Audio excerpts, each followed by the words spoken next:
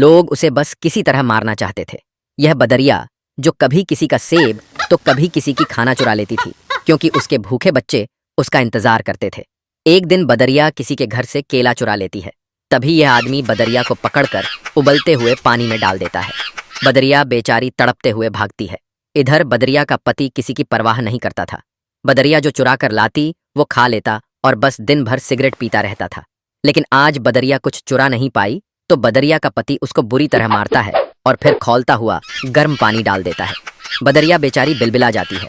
इधर बच्चे यह सब देखकर बहुत रो रहे थे तो बदरिया बच्चों को अपनी छाती से लगाकर सुला देती है और फिर वह रात भर रोती है, क्योंकि उसके बच्चे आज भूखे सो गए।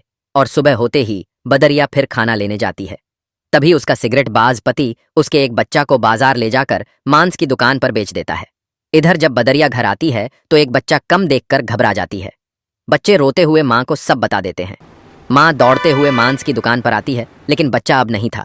माँ फूट फूट कर रोती है और अपने बाकी बच्चों को लेकर जंगल चली जाती है और फिर एक नदी के किनारे घर बनाती है। बच्चे भूख से बिलबिला रहे थे तो माँ खाना लेने चली जाती है। तभी एक जंगली शेर बच्चों पर हमला करके बच्चों को मार देता है। जब माँ वापस आती है तो मरे हुए बच्चों को देखकर चीख चीख कर रोती है और फिर बच्चों की याद में नदी में कूदकर अपने प्राण दे देती है। लेकिन आपने फिर भी इस माँ के लिए लाइक और सब्सक्राइब नहीं